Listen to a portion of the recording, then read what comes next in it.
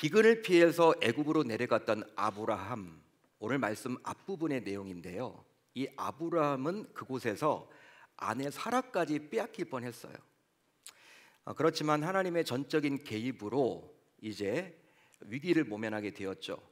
근데 그뿐 아니라 오히려 바로에게서 아브라함은 많은 가축들을 받아서 부유하게 되었습니다. 풍족하게 되었다라는 거예요. 이런 아브라함이 이제 오늘 말씀을 보게 되면 다시 가나안 땅으로 오게 되었는데요. 그런데 이 아브라함만 돌아온 것이 아니라 이 애굽에 같이 내려갔던 이 조카 롯과 함께 다시금 돌아오게 되었습니다. 아브라함만 바로에게서 많은 재물을 받았던 것이 아니에요. 가축들을 받았던 것이 아닙니다. 조카 롯 역시 어느 순간 그도 부유하게 되었습니다. 자, 그런데 누군가 인생은 호사다마라고 이야기를 했죠. 호사다마라고 이야기를 했습니다. 좋은 일이 있으면 또 어려운 일이 생기기 마련이죠. 자, 재산이 많아졌습니다. 당시의 재산은 가축이었습니다. 소나 양이나 염소였어요. 여러분, 가축이 많아지자 어떤 문제가 생겼냐면요, 목초지가 부족하게 된 거예요. 먹일 풀이 부족하게 되었습니다. 이것으로 인해서 이제 아브라함과 롯 사이에 갈등이 생기게 되었습니다. 실질적으로 우리가 말씀을 살펴보게 되면요, 롯의 이 목자들과 아브라함의 목자들이 다투기까지 했습니다. 멱살잡이까지 했다라는 거예요. 한마디로 자기 주인의 그런 이쁨을 받으려고 자신에게 맡겨진 그 일을 감당하기 위해서 롯의 목자들과 아브라함의 목자들 사이에 갈등이 생기게 되고 그것으로 인해서 다툼이 생기게 되었죠. 이 일로 인해서 결과적으로 조카 롯은요, 그동안 함께 해왔던 아브라함을 떠나서 소돔과 고모라 지역으로 가버렸습니다. 자, 그런데 조카 롯이 떠난 후에 하나님께서 아브라함에게 찾아오셨어요. 찾아오셔서 다음과 같이 말씀하십니다. 14절을 볼까요? 이렇게 하나님께서 아브라함에게 요청하십니다. 너는 눈을 들어 너 있는 곳에서 북쪽과 남쪽 그리고 동쪽과 서쪽을 바라보라. 한마디로 무엇을 바라보라는 것입니까? 동서남북을 바라보래요. 너 있는 곳에서 동서남북을 한번 바라봐라. 오늘 말씀의 제목처럼 사방을 바라보라고 하나님이 아브라함에게 요청했습니다. 이것은 구체적으로 어디를 바라보라는 의미입니까? 여러분, 동서남북은 과연 어디를 말하는 것일까요? 하나님께서 말씀하시는 동서남북에 과연 무엇이 있길래 하나님은 아브라함에게 동서남북을 바라보라고 하셨던 것일까요? 그리고 왜 다소 뜬금없이 동서남북을 바라보라고 하셨던 것입니까? 실제로 당시는 고대 사회입니다. 지금과는 다르죠. 바라보면요, 특별한 건축물이 있을까요, 없을까요? 없습니다. 광야입니다. 황량합니다. 그런데 여러분, 지금처럼 특별한 건축물도 없는데 왜 하나님께서는 이 아브라함에게 왜 동서남북을 바라보라, 사방을 바라보라고 요청했던 것일까요? 아브라함이 동서남북을 바라봤을 때 무엇이 보였을까요? 우리는 오늘 말씀을 보면서 꼬리에 꼬리를 무는 여러 질문들을 우리가 이렇게 하게 돼요. 자, 하나님께서 아브라함에게 동서남북을 바라보라고 하신 시기를 우리가 알아야 합니다. 언제입니까? 바로 조카 롯이 아브라함을 떠난 직후였습니다. 말하자면 아브라함이 조카 롯과 헤어졌기에 마음이 허전한 시기였단 말이에요. 섭섭한 시기였단 말이에요. 실제로 그동안 자식이 없어서는 아브라함에게 있어서 조카 롯은 조카이기보다는 거의 자식과도 같은 위치에 있었습니다. 아니, 아들이 없습니다. 자녀가 없습니다. 그런 아브라함이 갈대아 우르라는 고향으로부터 떠나올 때부터 조카 롯은요, 항상 옆에 있었어요. 따라서 피부치는 조카 롯밖에 없습니다. 여러분, 의존할 수밖에 없겠죠. 의지할 수밖에 없겠죠. 아브라함은 점점 나이는 먹어만 가는데, 높아만 가는데, 늙어만 가는데, 여러분, 눈에 보이는 것은 자녀가 없단 말이에요. 아들이 없습니다. 그렇기 때문에 모든 여러분 상의를 할 때에도 누구랑 상의를 주로 했을까요? 물론 아내랑도 상의를 했겠지만 이 조카 롯과 상의하지 않았을까요? 의존하고 의지했던 대상이 바로 이 조카 롯이었습니다. 그런데 어느 순간 롯이 자신을 떠나다 보니 아브라함은 정말로 마음이 심란하고 상심이 컸을 거란 말이죠. 이런 상황에서 하나님께서 아브라함에게 찾아와서 했던 말이 바로 무엇이냐? 동서남북을 바라보라고 한 거예요. 자, 그렇다면 하나님께서 아브라함에게 눈을 들어 동서남북을 바라보라고 했는데 이렇게 하신 이유가 과연 뭘까요? 이것은 과연 어떤 의미가 담겨져 있는 것일까요? 동서남북을 바라보라고 했던 것은 어떤 의미입니까? 어떻게 해석을 해야 되는 것일까요? 바로 너희 옆에 내가 있으니 너무 상심하지 말고 걱정하지 말고 힘을 내라는 위로와 격려의 메시지입니다. 하나님이 지금 그 말을 해주고 있는 거예요. 한마디로 오랫동안 함께했던 롯이 떠난 이후에 낙심하고 좌절하게 되었던 아브라함에게 하나님께서 친히 나타나서 사랑하는 아브라함아, 너 얼마나 힘들어. 네가 의존했던 대상이었던 롯이 떠나버렸잖아. 네 마음 내가 모르지 않아.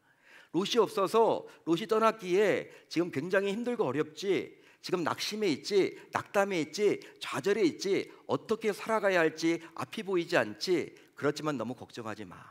내가 있잖아. 내가 있어. 내가 함께 있잖아. 너와 함께 있어. 네가 요구하는 것은 내가 다 들어줄게. 이런 응원의 메시지예요. 이런 위로의 메시지입니다. 이런 격려의 메시지입니다. 하나님께서는 롯의 부재로 인해서 몹시 힘들어하던 아브라함에게 친히 다가와서 위로해 주십니다. 위로와서 아브라함을 격려하고 다시 일어나도록 힘을 불러 일으켰다라는 거예요. 자, 그런데 몇 가지 특이한 점이 보입니다. 오늘 말씀을 쭉 읽다 보면요, 몇 가지 특이한 점이 보여요. 그것은 바로 하나님께서 아브라함에게 어떻게 이야기를 했느냐? 너 있는 곳에서 동서남북을 바라보라고 하셨기 때문입니다. 너 있는 곳에서 동서남북을 바라봐라. 어디 나와 있습니까? 14절을 보세요. 우리 한번 같이 읽어봅니다. 14절 시작. 너는 눈을 들어 너 있는 곳에서 북쪽과 남쪽 그리고 동쪽과 서쪽을 바라보라. 실제로 아브라함이 당시 있었던 곳은 조카 롯이 선택한 땅에 비하면 정말 형편이 없는 땅이었습니다. 여러분, 그 땅이 좋다면 조카 롯이 떠날 리가 없겠죠. 근데 목초지가 부족해요. 풀이 없습니다. 여러분, 그러기 때문에 떠난 거거든요. 따라서 조카 롯이 떠난 그 땅과 비교해 보면요, 지금 아브라함이 머물고 있는 땅은요, 별 볼일 없는 땅이에요. 그러니까 인간의 눈으로 보면요, 별거 없는 땅이에요. 황무지와 같은 곳이었죠. 각자의 가축을 먹일 목초지가 부족하여 다툼이 생긴 이후에 어떻게 여러분 이를 벌였습니까? 아브라함이 이런 제안을 했죠. 조카 롯에게 내가 좌하면 나는 우하고 내가 우하면 나는 좌하겠다. 아브라함은요, 손 위의 어른이었지만 조카에게 선택권을 여러분 주었던 거예요. 먼저 선택하라. 여러분, 이런 말을 들었으면요, 일반적으로 조카라면 우리 큰아버지 삼촌 먼저 하세요. 선택하세요. 제가 어떻게 선택하겠습니까? 삼촌이 선택하셔야죠. 제가 지금 이렇게 잘 살고 있는 것은 삼촌 덕분 아닙니까? 삼촌이 먼저 선택하시면 제가 그렇게 고를게요. 이렇게 말하는 게 여러분 상식인데, 이 조카 롯은요, 좀 인성은 별로였던 것 같아요. 인성은 별로였는지 어떻게 합니까? 여러분, 삼촌의 말을 듣고 그냥 쳐다보는 거예요. 쳐다봤더니 이 소돔과 고모라 지역이 어떤 곳이었습니까? 물이 많았고요, 풍족하고 풍요로운 곳이야. 그걸 보더니 그곳으로 가버렸습니다. 소돔과 고모라 지역으로 가버렸다라는 거예요. 여러분, 그런 상황들을 지금 누가 지켜보고 있습니까? 아브라함의 여러분들, 이 목자들과 롯의 목자들이 다 지켜보고 있어요. 이제 여러분, 아브라함의 여러분 그 밑에 있던 종들과 이 목자들이요, 이제 걱정이 됐겠죠. 아브라함에게 이런 이야기를 아마 했을 거예요. 여러분, 직접 말을 못하고 본인들끼리 수근수근 거렸겠죠. 어떻게 수근수근 거립니까? 아니, 아무리 그래도 어떻게 손 아래 조카가 손 위 삼촌에게 그렇게 배반을 때릴 수 있어? 실질적으로 이 조카가 그렇게 부유하게 된 것은 그렇게 삼촌이 다 지금까지 이끌어줬기 때문에, 재산도 나눠줬기 때문에 그렇게 부유하게 된 거 아니야? 그런데 어떻게 그렇게 배은망덕하게 그 은혜도 잊어버리고 그냥 홀라당 그렇게 자기 땅을 차지하겠다고 가버려? 야, 이제 우리 아브라함 큰일 났다. 큰일 났어. 나이는 점점 들면서 이제 어떻게 이 땅에서, 황량한 이 땅에서 혼자 살아갈 수 있단 말이야? 믿을 사람이 아무도 없구나. 이런 주변에서 사람들이 수군거리면서 이런 이야기를 했을 때 정말 어느덧 아브라함 역시 롯에 대한 섭섭함이 생겨났겠죠. 자기가 여러분 분명히 롯에게 떠나라고 했습니다. 내가 좌하면 나는 우하고 네가 우하면 나는 좌하겠다. 분명히 자기 입으로 했지만 주변에서 이런 이야기를 들려오면요, 여러분 섭섭함이 있는 거예요. 사람이다 보니까. 여러분 왜 그러지 않겠습니까? 섭섭함이 밀려오고 더욱이 혼자서 어떻게 이곳에서 살아가야 할지 막막했을 거란 말이죠. 자, 그러다 보니 너무 낙심하게 되어서 결과적으로 아브라함은 걱정 근심으로 속을 끓여야만 했습니다. 그런데 그때 하나님께서는 그런 아브라함에게 나타나서 너 있는 곳에서 동서남북을 바라보라고 이야기하고 있는 거예요. 너 있는 곳에서 동서남북을 바라보라. 이것은 바로 인간의 눈으로 황량하게 보이는 이 땅에서부터 하나님께서 아브라함을 적극적으로 돕겠다라는 거예요. 다른 어떤 곳에 가서 돕는 것이 아니라 이 황량하게 보이는 이 땅에서부터 내가 너를 도와줄 거야. 내가 너와 함께 할 거야. 지금 그 말을 해주고 있는 것입니다. 한마디로 황무지와 같은 너 있는 곳에서부터 내가 너와 함께하며 내가 너에게 무엇이든지 해주겠다고 약속을 해주고 있는 것이죠. 얼마나 이것이 위로가 되겠습니까? 아브라함에게 당시에. 그뿐만이 아닙니다. 하나님께서는 아브라함이 바라보는 동서남북에서 복을 받도록 하겠다고 말을 해주고 있어요. 여러분 무엇을 받게 해주겠다고? 복을 받도록 해주시겠다고. 어디 나와 있습니까? 15절을 보세요. 여러분들이 가지고 있는 성경 15절을 보십시오. 15절을 보시면 하나님께서는 보이는 땅을 아브라함과 그의 자손에게 영원히 주겠다고 하셨습니다. 영원히 주겠다라는 거예요. 우리가 성경을 읽다 보면 땅이라는 여러분 지명이 나옵니다. 땅을 주겠다. 이 땅은요 육적인 복의 상징이에요. 대명사입니다. 지금도 여러분 부동산으로 돈을 많이 벌죠. 월급쟁이들도 여러분들 뭐 돈을 벌겠지만 그렇게 벌어서는 큰 부를 이룰 수 없고 지금도 부동산인데 그 당시도 마찬가지였던 것 같아요.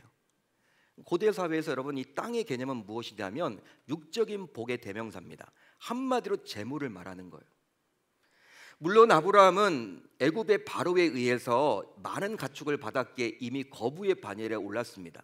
하나님은 그것으로 만족하지 않으시고 앞으로도 아브라함이 사방에서 더 많은 재물을 얻도록 해주시겠다고 약속하고 있어요. 그런즉 아브라함은 이 얼마나 큰 복을 하나님으로부터 보장받은 것입니까? 여러분 이런 이야기 들었을 때 얼마나 위로가 될까요? 위로가 될까요? 또 있습니다. 16절을 보시면 하나님께서는 아브라함에게 자손을 땅의 티끌처럼 주시겠다고 하셨습니다.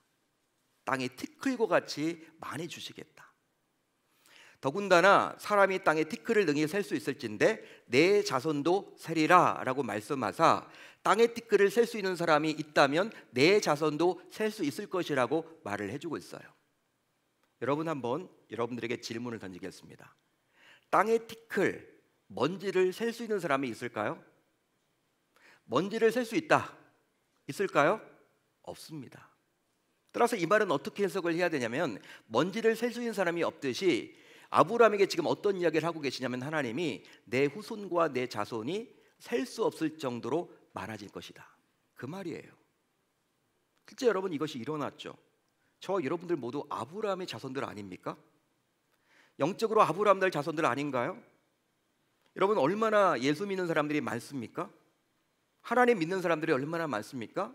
이 말이 지금 이어지도록 해주셨다라는 거예요. 당시 여러분 이런 이야기를 들었을 때, 이 하나님의 음성을 들었을 때 아브라함은 여러분 귀를 번뜩일 수밖에 없었습니다. 왜냐하면 자기 자신은 지금 아들이 없거든요. 자식이 없거든요. 아니 자식이라고는 지금 보이지 않거든요. 그런데 하나님께서 자식을 주되 얼마나 많이 주신다? 땅이 티끌만큼 셀 수 없을 정도로 많이 주시겠다고 이야기를 하고 있으니 여러분 이 이야기에 귀를 기울일 수밖에 없었겠죠. 얼마나 당시 이 아브라함에게 위로가 되겠습니까? 그뿐만이 아닙니다. 또 있습니다. 하나님께서는 아브라함이 가진 믿음대로 복을 누리게 해주시겠다라는 거예요. 자, 17절을 볼까요? 우리 한번 같이 읽어봅니다. 17절 시작. 너는 일어나 그 땅을 종과 횡으로 두루 다녀보라. 내가 그것을 내게 주리라. 이것은 바로 아브라함이 가진 믿음의 분량대로 하나님께서 주시겠다는 약속입니다. 즉 동서남북으로 보이는 땅을 두루 다니면서 하나님께서 내게 주신 땅이라고 선포하고 그것을 믿을 때 결국 하나님께서 그의 믿음을 보시고 그에게 이 땅을 주겠다라는 거예요. 하지만 동서남북으로 보이는 땅 역시 황량하기 그지없습니다. 여러분 그렇죠? 여러분 당시 가나안 땅이지만 여러분 황량하기 그지없죠. 지금과 다르단 말이에요. 보이는 건 여러분 다 먼지밖에 없습니다. 황량 그 자체죠. 여러분들이 광야라고 생각을 하시면 돼요. 광야 뭐가 보이겠습니까? 그런데 믿음이 없다면 어느 누가 감히 시간을 들여서 종과 횡으로 그 땅을 두루 다닐 수 있단 말입니까? 하나님은 지금 뭘 요구하시냐면 아브라함에게 믿음을 보여달라는 거예요. 내가 말은 했지만 네가 그 땅을 획득하려면 종과 횡으로 다녀보라는 거예요. 믿음이 없으면요 하나님의 말씀을요 그냥 허투루 듣겠죠. 아마 좋은 말인가 보다. 실천에 옮기질 못합니다. 종과 횡으로 다닌다는 것은 시간을 투자해요. 여러분 누가 시간을 투자하겠습니까? 믿음이 없는데. 그 황량하게 그지없는 그 땅 뭐가 좋다고? 그렇지만 하나님이 지금 그 땅을 종과 횡으로 다녀보라는 거예요. 그걸 요구합니다. 이것은 바로 무엇이냐면 아브라함의 믿음의 분량대로 그 땅을 주시겠다라는 것이죠. 복을 주시겠다라는 것이죠.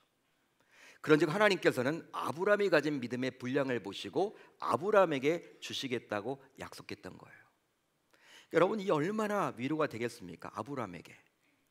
지금 여러분 조카 롯을 떠나보내고 난 다음에 너무나 힘들고 어려운 나날을 보내고 있는데 하나님이 이런 약속들을 지금 해주고 있으니 얼마나 마음에 기쁨이 있을까요? 얼마나 위로가 되겠습니까? 그런데 우리가 여기서 이 본문에서 아브라함을 향한 하나님의 약속과 관련해서 한 가지 놓쳐서는 안 되는 부분이 있습니다. 그것은 바로 무엇이냐? 15절을 보세요. 15절을 보시면 하나님이 아브라함에게 이렇게 약속해주고 있습니다. 내가 주리니, 내가 주겠다라는 거예요. 내가 주겠다. 지금 하나님이 이 이야기를 아브라함에게 해주고 있죠. 자 16절을 보세요. 또 어떻게 나와 있습니까? 내가 하리니. 하나님이 자신이 해주겠다는 거예요. 자신이 친히 해주겠다는 거예요. 나서겠다는 거예요. 17절을 보세요. 내가 주리라. 하나님이 내가 주신다고 또 이야기를 하십니다. 15절, 16절, 17절에서 무려 3번씩이나 반복되어 나와 있다라는 거예요. 이것은 하나님께서 아브라함에게 약속을 해주고 있을 뿐 아니라 당신이 스스로 이 약속을 친히 이루어 가시는 분임을 드러낸 것으로 볼 수 있습니다. 그러기에 하나님께서 아브라함에게 해주신 이 약속은 반드시 이루어지게 될 줄로 믿습니다. 믿습니다. 왜요? 하나님이 약속해 주셨잖아요. 약속만 해주신 것이 아니라 실제로 실행해 주신다라고 분명히 말을 해주고 있기 때문에 이 하나님의 약속은요 반드시 이루어지는 거예요. 얼마나 여러분 아브라함에게 위로가 되었겠냐는 거예요. 유한이 되었겠냐는 거야. 아브라함이 얼마나 힘을 얻었겠냐는 거예요. 결과적으로 이런 하나님의 약속을 받게 되었던 아브라함은 이제 하나님께 제단을 쌓게 되었는데요. 자 오늘 보면 18절을 볼까요? 우리 한번 같이 읽어봅니다. 18절 시작. 이에 아브라함이 여호와를 위하여 제단을 쌓았더라. 아멘. 제단을 쌓았다라는 것은 결국 하나님께 희생 제사를 드렸다는 말로써 하나님의 약속을 받고 감사의 제물을 드렸다라는 의미예요. 따라서 아브라함이 하나님을 향한 자신의 신앙을 고백했다고 볼 수도 있습니다.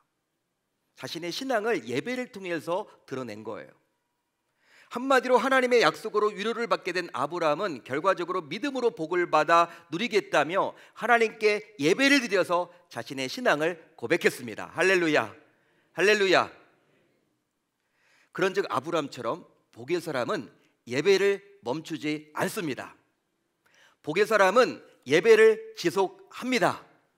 복의 사람은 예배를 통해서 자신의 신앙을 드러냅니다. 복의 사람은 예배를 통해서 그 복을 받아 누립니다. 할렐루야, 할렐루야. 사랑하는 성도 여러분, 요즘 여러분들은 어떻게 지내십니까? 어떻게 살아가세요? 새해가 밝았는데 한 달이 다 지나가 버렸어요. 와우, 너무 빨리 지나가요.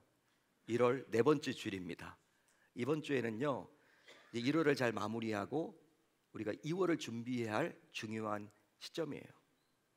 얼마나 세월이 빨리 흘러가는지. 새해가 밝았는데 여러분들 어떻게 지내세요? 어쩌면 하나님을 믿는 성도라면서도 실족하거나 실망하거나 좌절하거나 낙심해 있을지도 모르겠습니다. 목회자인 저 역시 마찬가지예요. 말씀은 전하지만 저도 여러분들과 동일합니다. 사람입니다. 왜 여러분 실망이 없겠습니까? 왜 낙심이 없겠습니까? 여러분들이 겪는 문제와 동일하게 겪습니다. 저도 자녀들이 있고요. 저도 여러분들 교회 생활하고요.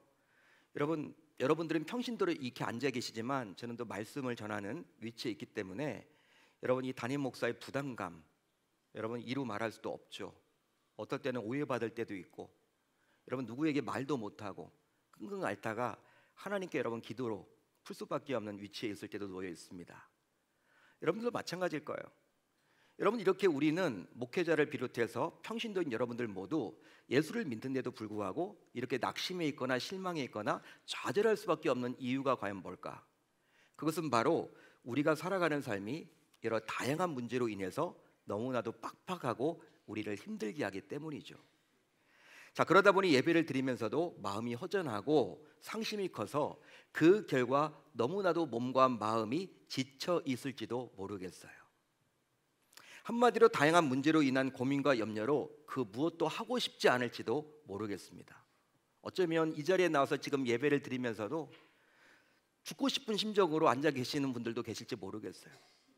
말씀에 집중하려고 해도 자꾸 여러분 그 문제가 자꾸 떠올라져서 지금 이 자리에 억지로 참고 앉아 계시는 분들이 계실지도 모르겠습니다. 그게 바로 저와 여러분들이 겪는 인생이라는 사실이죠. 자, 그런데 우리만 그런 것이 아니라 저와 여러분들만 그런 것이 아니라 위대한 종교 개혁자였던 마르틴 루터 역시 저와 여러분들처럼 낙심한 적이 있었다면, 좌절한 적이 있었다면, 정말 죽고 싶은 그 마음을 가진 적이 있었다면 여러분들은 과연 믿을 수 있겠습니까? 마틴 루터, 대단한 위대한 하나님의 종 아닌가요? 하나님이 위대하게 쓰신 믿음의 종 아닌가요? 기독교의 역사에서 한 획을 그었던 하나님의 위대한 종 아닌가요?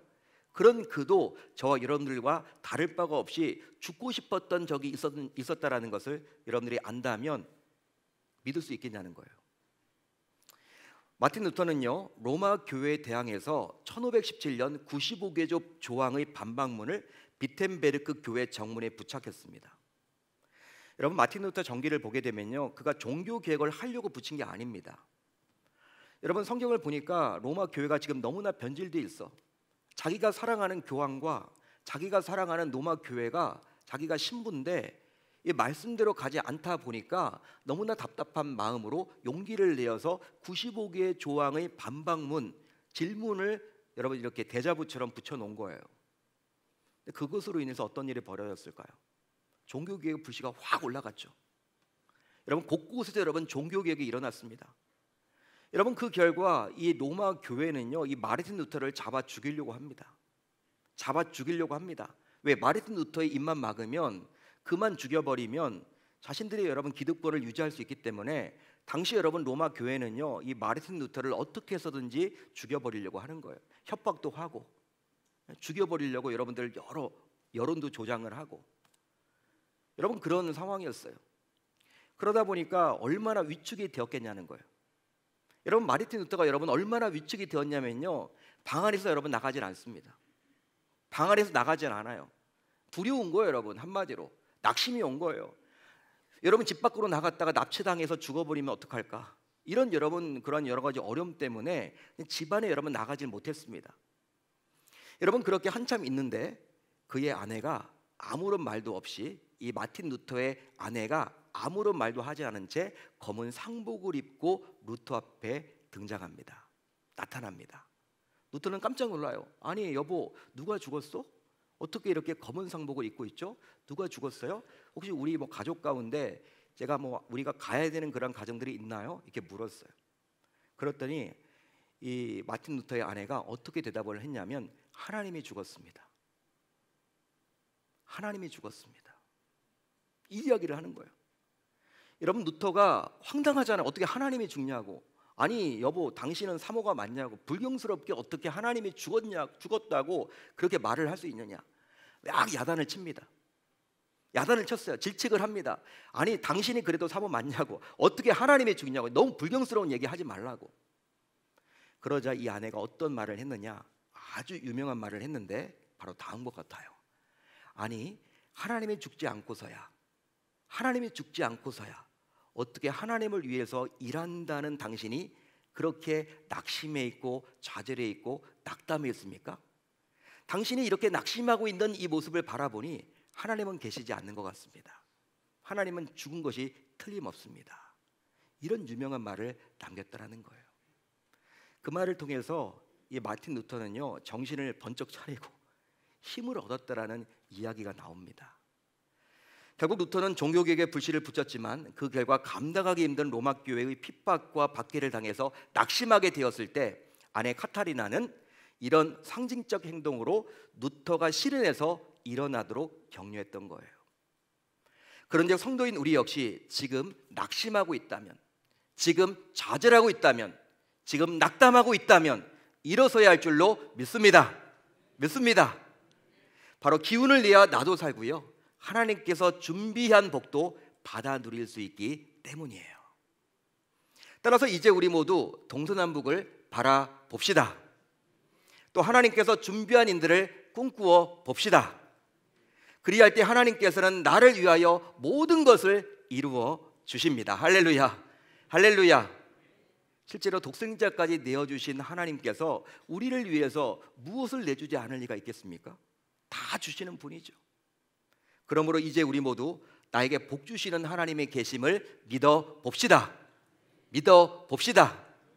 이 믿음으로 모든 낙심, 모든 염려, 모든 고난, 모든 불안, 모든 좌절을 떨쳐버리고 일어납시다. 실제 하나님은 아무에게나 복을 주시지 않아요. 복받을 그릇을 우리가 가져야 합니다. 그 복받을 그릇은 바로 믿음입니다. 믿음이에요. 아브라함이 바로 종과 횡으로 그 길을 따라 나갈 때, 그러한 실천이 있었을 때 하나님이 주시겠다고 했듯이 말이죠. 그런데 한 가지 더 깊이 생각해야 하는 것이 있어요. 오늘 말씀을 보면서 우리가 한 가지 더 놓쳐서는 안 되는 것이 있는데, 그것은 바로 무엇이냐면 하나님은 나를 통해서 나의 자녀들에게도 복을 주십니다. 여러분 믿으십니까? 제가 보여드릴까요? 자, 15절에 나와 있어요. 너와 내 자손에게 주리니. 너와 내 자손에게 주리니. 자손이 없습니다, 여러분. 지금 아브라함은 미래를 내다보시는 하나님께서 너와 아브라함, 너와 내 자손에게도 주겠다라는 약속이에요. 따라서 이 구절을 통해서 알 수 있지만 내가 복을 받을 성도가 되어야 내 자녀들 역시 복의 사람이 될 수 있습니다. 이것은 바로 믿음의 가정을 축복하겠다라는 하나님의 약속이에요. 할렐루야, 할렐루야. 여러분들은 지금 무엇 때문에 눈물을 흘리고 계십니까? 무엇 때문에 힘들어하고 계세요? 무엇 때문에 좌절해 있습니까? 무엇 때문에 낙심해 계십니까? 무엇 때문에 지금 답답해 하십니까? 그 무엇 때문에 죽고 싶으십니까? 아브라함에게 친히 찾아오셔서 동서남북을 바라보라고 하셨던 우리 주님께서 이 시간 똑같이 우리를 찾아오십니다. 그리고 아브라함을 위로하고 격려했듯이 우리 역시 위로하고 격려해 주신다라는 거예요. 따라서 여러분들은 혼자가 결코 아닙니다. 혼자가 결코 아닙니다. 하지만 아직도 이 세상에서 혼자라는 생각이 자꾸 든다면요, 다음의 이야기에 귀를 기울여 주시기를 바라요. 내가 혼자처럼 보여진다. 너무 힘들다. 의지할 사람이 없다. 아직도 여러분, 하나님은 우리에게 혼자가 아니라고 이야기하는데 나는 자꾸 혼자처럼 이렇게 느껴진다면 제가 지금 말씀드리는 이 이야기에 귀를 한번 기울여 주십시오. 어떤 사람이 어느 날 꿈을 꿨다고 합니다. 제가 책에서 읽은 내용인데, 한 사람이 꿈속에서 예수님과 함께 해변을 산책하고 있었어요.